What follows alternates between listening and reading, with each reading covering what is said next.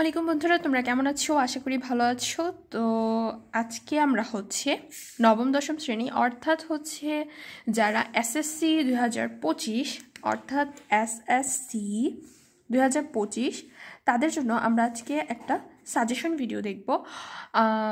So এই suggestion ভিডিওটা তোমাদের বায়োলজি চ্যাপ্টার বায়োলজি সাবজেক্টের উপর আজকে, এবং বায়োলজির আজকে আমরা প্রথম এবং দ্বিতীয় চ্যাপ্টার বা আজকে আমরা বায়োলজির প্রথম চ্যাপ্টারের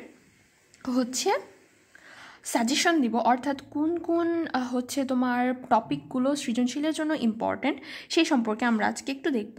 সো আমার বইটা একটু পুরাতন, অর্থাৎ এটা আমার সময়ের বই ছিল যখন আমি 2018 সালে আমি ক্লাস 9-এ ছিলাম। তো ওই টাইমের এটা বই। সো এর জন্য এটা একটু ছিঁড়া, বাট মেবি টপিকগুলো তোমরা সেমই পাবে। সো দেখো, প্রথমে আমরা যদি একটু প্রথম দিকের কথা চিন্তা করি যে এখানে আছে কি বিজ্ঞানের ধারণা।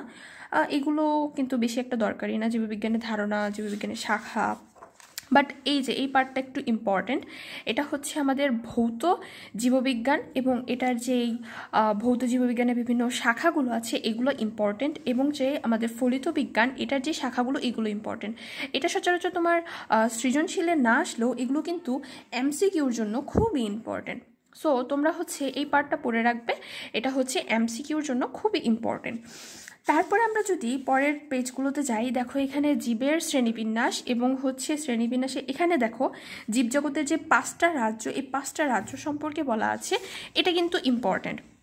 সুপার কিংডম যেই আছে, সুপার কিংডম 1, সুপার কিংডম 2, এবং এই রিলেটেড যে মনেরা, প্রোটিস্টা, প্লান্টি, ফাঞ্জা, এইগুলো সবগুলোর ডিসক্রিপশন এবং এদের যেই বৈশিষ্ট্যগুলো আছে এগুলো দেখে রাখবা। এটা তোমার সিকিউর জন্য অনেক ইম্পর্টেন্ট, এবং অনেক সময় তোমার এমসিকিউর জন্য ইম্পর্টেন্ট হয়। দেখো এখানে সিকিউ হিসেবে এটাকে কিন্তু অলরেডি মার্ক করা আছে।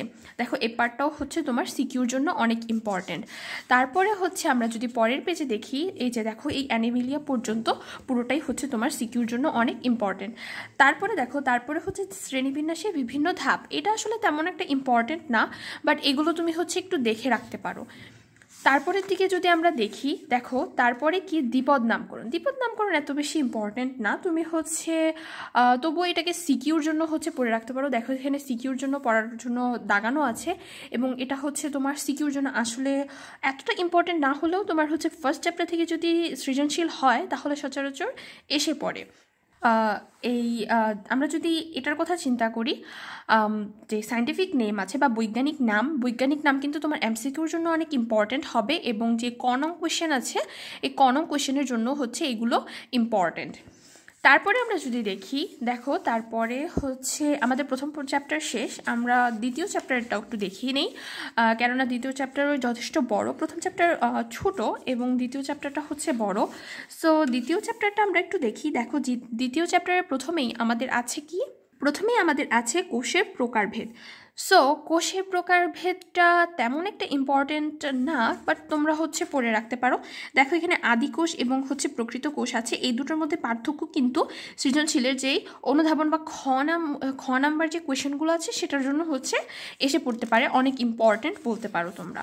তারপরে এখানে আমাদের প্রাণীকোষ এবং উদ্ভিদ কোষ ছিল, আর এখানে কোষ প্রাচীরটাও অনেক সময় আসে তোমার এটা অনেক বেশি তোমার সিকিউর জন্য অনেক ইম্পর্টেন্ট।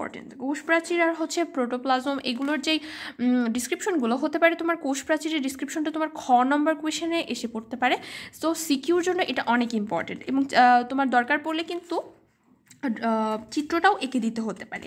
তারপরে কি দেখো, প্রোটোপ্লাজমটা এতটা ইম্পর্টেন্ট না, বাট দেখো কোষ ঝিল্লির মধ্যে যে সাইটোপ্লাজমটা আছে, সাইটোপ্লাজমের যে অঙ্গাণু মাইটোকন্ড্রিয়া, এটা কিন্তু অনেক ইম্পর্টেন্ট। মাইটোকন্ড্রিয়া সবাই জানো কিন্তু অনেক ইম্পর্টেন্ট, এটা সিকিউর জন্য খুবই ইম্পর্টেন্ট। তোমরা কি করবে, এটা পড়বে এবং তোমরা ট্রাই করবে যে তোমাদের কোয়েশনে যে অ্যান্সারগুলো হবে সেগুলোর জন্য অনেক বেশি ইনফরমেটিভ হয়। অর্থাৎ এখানে যেই সালগুলো দেওয়া আছে, তারপরে দেখো এখানে ব্যান্ডা নাম দেওয়া আছে যে আবিষ্কার করেছে মাইটোকন্ড্রিয়া, সো ওনার নামটাও উল্লেখ করে দিতে পারো, তাহলে কিন্তু তোমার ওটা অনেক বেশি ইনফরমেটিভ হবে। এবং তুমি যেই একটা লাইন লিখছো ওই একটা লাইনও যেন টপিক রিলেটেড হয়, টপিকের বাইরে যেন না হয়, এবং এটা যেন খুব বেশি ইনফরমেটিভ হয় ওই একটা লাইনে। আজেবাজে কোনো লাইন লেখার দরকার নেই। বানিয়ে কোনো লাইন লেখার দরকার নেই, যা পড়বে বইয়ের থেকেই সেই লাইনটাকে বেশি ইনফরমেটিভ এবং খুব বেশি নাম, যেরকম এখানে বলা হয়েছে তোমার মাইটোকন্ড্রিয়ার ভেতরে ম্যাট্রিক্স থাকে, তারপরে হচ্ছে এখানে অক্সিজম কাকে বলে সেই সম্পর্কেও আছে। সো এইগুলো যেন তুমি ওখানে লিখতে পারো। তারপরে কি দেখো, তারপরে এখানে এই পর্যন্তই হচ্ছে তোমার পুরোটা মাইটোকন্ড্রিয়ার মধ্যে পড়ছে, এবং এখানে মাইটোকন্ড্রিয়ার একটা চিত্রও আছে, এবং তোমরা এই চিত্রটা অবশ্যই দেখে যাবে, কেননা মাইটোকন্ড্রিয়ার বর্ণনার সাথে যদি চিত্র দেওয়া যায় তাহলে কিন্তু এটা খুব বেশি ভালো হবে এবং তোমার সিকিউটাকে অনেক বেশি হাই লেভেলের নিয়ে যাবে।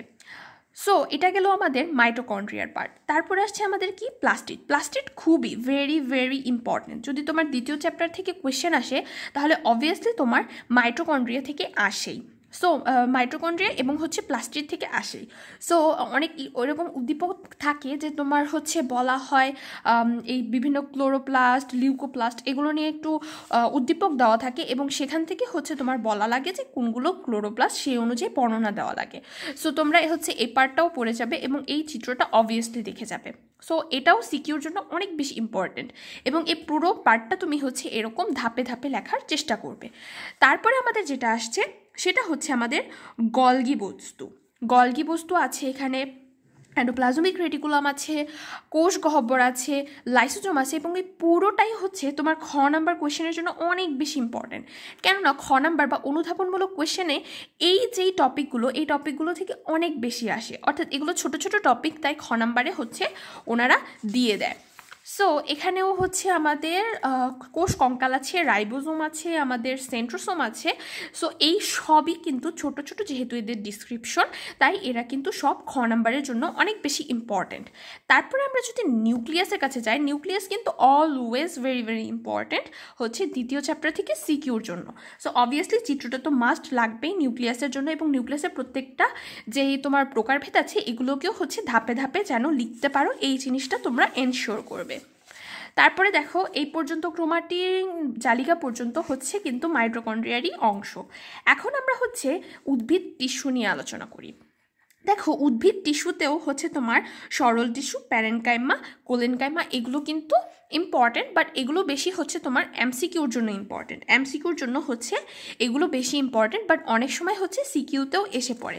সো তোমরা এমনভাবে পড়বে যেন সিকিউ এবং এমসিকিউ দুটোতেই তোমার হচ্ছে হয়ে যায়। এখন আমরা জটিল টিস্যু, এবং জটিল টিস্যুর এই ট্রাকিড, ভ্যাসেল, জাইলেম, ফাইবার এটা কিন্তু বেশি হচ্ছে তোমার সিকিউর জন্য ইম্পর্টেন্ট। সিকিউতে অনেক বেশি আসে, এগুলো দিয়ে হচ্ছে তোমার উদ্দীপক বানানো থাকে এবং তারপরে তোমাকে ডিসক্রাইব করতে বলে। সো তোমরা ট্রাই করবে যে এটার জন্য তুমি চিত্র এঁকে তারপরে ডিসক্রাইব করতে পারো। আর এখানে যে জটিল টিস্যু সম্পর্কে বলা হয়েছে এটা কিন্তু এমসিকিউর জন্য ইম্পর্ট্যান্ট। আমি যে বলছি তোমরা সাথে সাথে দাগিয়ে নিতে পারো, তাহলে তোমাদের জন্য বেটার হবে। সো সিকিউর পার্ট গেল। এরপরে তোমার যে ফ্লোয়েমের পার্ট, এটাও কিন্তু পুরোটা সিকিউর জন্য অনেক বেশি ইম্পর্টেন্ট, অর্থাৎ এই পর্যন্ত তোমার পুরোটাই হচ্ছে সিকিউর জন্য ইম্পর্টেন্ট, জাইলেম এবং ফ্লোয়েম পুরোটাই। এরপর আসছে কি প্রাণী টিস্যু। সো এই পার্টটা কিন্তু এত বেশি কোনো কিছুই নেই এখানে, বাট এই যে আবরণী টিস্যু যেগুলো আছে এই পুরোটা এবং এই পুরো পার্টটা, এই পুরোটাই কিন্তু হচ্ছে এমসিকিউর জন্য ইম্পর্টেন্ট। এটা পুরোটাই তোমরা হচ্ছে ভালোভাবে পড়বে, কেননা এগুলো পুরোটাই এমসিকিউতে অনেক বেশি পরিমাণে আসে। স্ট্র্যাটিফাইড আবরণী টিস্যু, সিউডো স্ট্র্যাটিফাইড আবরণী টিস্যু, এই সবগুলোই কিন্তু তোমার হচ্ছে এমসিকিউতে খুব বেশি পরিমাণে আসে। তারপরে দেখো এখানে যোজক টিস্যু সম্পর্কে বলা হয়েছে। তো এই যোজক টিস্যুটা হচ্ছে তোমার হচ্ছে খ নাম্বার বা অনুধাবন কোশ্চেনের জন্য অনেক বেশি ইম্পর্টেন্ট। তারপরে দেখো আমরা যদি তরল যোজক টিস্যু এই নিয়ে আলোচনা করি, অর্থাৎ রক্ত রিলেটেড, এটা কিন্তু তোমার সিকিউর জন্য অনেক ইম্পর্টেন্ট। এই তরল যোজক টিস্যু বা রক্ত নিয়ে পুরোটা ডিসক্রিপশন এটা ভালোভাবে দেখে রাখবে, এটা হচ্ছে অনেক বেশি সিকিউতে গ এবং ঘ নাম্বারে এসে পড়ে। তারপরে লসিকা, এই লসিকা কিন্তু অনুধাবনের খ নাম্বারে খুব বেশি পরিমাণে আসে। অনুধাবনের খ নাম্বারের ক্ষেত্রে লসিকা খুবই ইম্পর্টেন্ট, এবং লসিকা কাকে বলে এটা কিন্তু হচ্ছে অনেকবারই ক নাম্বার কোয়েশ্চেন হিসেবে এসেছে। তারপরে কি পেশি টিস্যু। তো পেশি টিস্যুর মধ্যে আমরা যদি পরবর্তীতে দেখি, দেখো পেশি টিস্যু ঐচ্ছিক পেশি, অনৈচ্ছিক পেশি এবং হচ্ছে হৃদপেশি বা কার্ডিয়াক পেশি। সো এটা হচ্ছে তোমার সিকিউর জন্য অনেক বেশি ইম্পর্টেন্ট, এটা হচ্ছে গ বা ঘ নাম্বারে সব থেকে বেশি আসে। আর হচ্ছে স্নায়ু টিস্যু। স্নায়ু টিস্যুতে তোমার নিউরনের ছবিটা মাস্ট আঁকতেই হবে, এবং এটা হচ্ছে তোমার সিকিউতে অনেক বেশি আসে, ও ধরো গ বা ঘ নাম্বারে খুব বেশি পরিমাণে আসে। তারপরে দেখো অঙ্গ এবং তন্ত্র, এটা তেমন একটা ইম্পর্টেন্ট না, রিডিং পড়ে রাখবে, এখান থেকে এমসিকিউ এসে পড়লেও আসতে পারে আর কি। সো তারপরে আমাদের অণুবীক্ষণ যন্ত্র, এটা তো হচ্ছে তোমার প্র্যাকটিক্যালের পার্ট, বাট অনেক সময় দেখা যায় যে যৌগিক অণুবীক্ষণ যন্ত্র সম্পর্কে সিকিউতে এসে পড়ে বা এমসিকিউতে এসে পড়ে। সো অবভিয়াসলি কোনো টপিকই বাদ দেওয়া যাবে না, সবই ভালো করে পড়বে। এই পার্টগুলো এত বেশি ইম্পর্টেন্ট না, বাট অবভিয়াসলি তোমরা হচ্ছে চোখ বুলিয়ে যাওয়ার চেষ্টা করবে, আর এগুলো হচ্ছে প্র্যাকটিক্যালের পার্ট। সো এভাবেই হচ্ছে আমাদের দ্বিতীয় চ্যাপ্টারটা শেষ হলো।